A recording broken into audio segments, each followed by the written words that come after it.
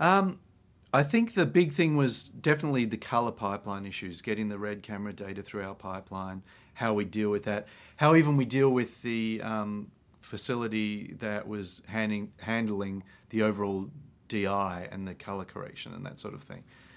So we actually did a fair bit of work with them to work out how to get the data from the camera set to us, what happened when we got the data, how we would, like, what we would do is bring in the plate, and then we'd say, okay, is there any error in the stereo between the different eyes? And we'd try and correct and offset that.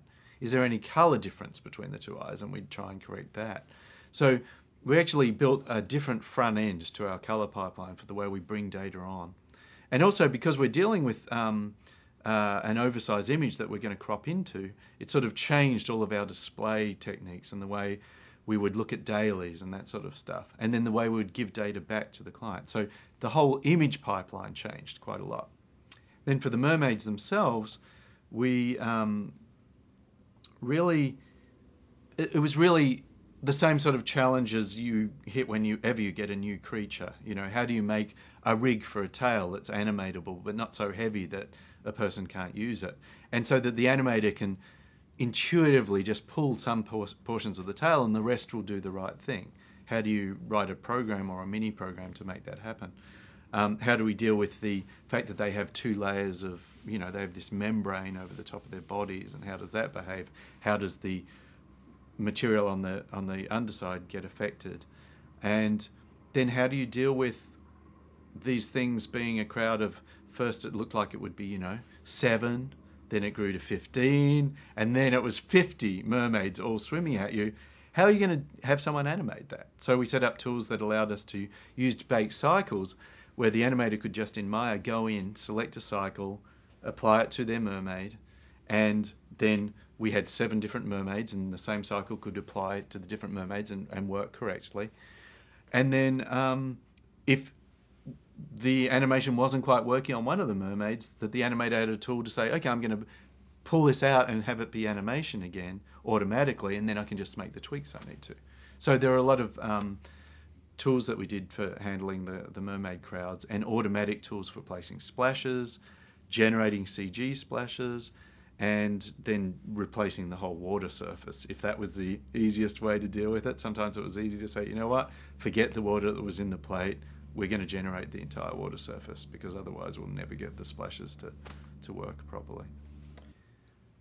I think we're very lucky at ILM to have a huge, rich legacy of visual effects work behind us for years, and a great example of visual effects projects that have made a big difference. And they were really at the front end of motion control photography and did some of the best work in that. And then they did some of the really best blue screen composite type work in the optical world in the late 80s. And then they were one of the pioneers of the digital world with Jurassic Park and Terminator 2 and Abyss. And so there's a rich legacy to build on at the company. And there's an attitude at the company that we don't want to rest on our laurels. We do want to improve things. We want to make lighting tools better. We want to make animation tools better. We want to make it faster to do things. I mean, the real imperative for every company out there these days is shorter production timeframes, smaller budgets, and the need to up the ante on each movie and up the wow factor for the audience. And so we're looking at tools both to improve the quality of how the shots look, but also to make it faster for us to make the shots, to make shots that look just as great, but in a shorter time frame, so that we can essentially be able to afford to do the projects. And, you know, I have to say, in the business today, there's terrific work coming out of a bunch of companies. I have colleagues that I've worked with at ILM that work all over the world now at different companies, and they're all doing terrific work.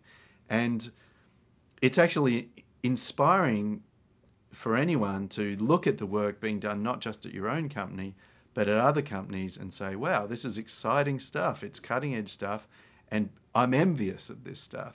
And I think that envy and that desire to make it better is great, and keeps us trying to make it better, and keeps us trying to make better images and more exciting images.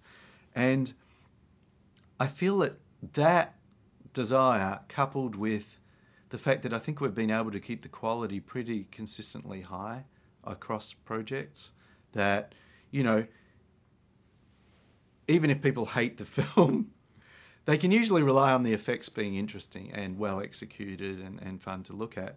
So that, you know, sometimes it's like, well, you know, we we are in the position where sometimes the effects are the best part of the film, and that's not great. We don't like that. But then, you know, often, you know, it's people really still respect it, and they still respect the work. And so I think that the company has a certain standard and a prestige, and it's really, you know, that's one of our challenges, to be able to aggressively be able to make the films for smaller budgets in smaller timeframes, but maintain that standard. But it is certainly never questioned that we have to do that. And, you know, the minute anyone even sort of thinks about that, you know, as like, well, you know, we need to cut this corner or that corner, certainly if there's no reason not to because it won't affect the quality of the image, then yeah, sure. But the desire is to not compromise on the quality, to recognise that industrial light and magic is a mark or a standard for high quality visual effects, and the desire of everyone at the company is to keep that standard. So I think that's the key.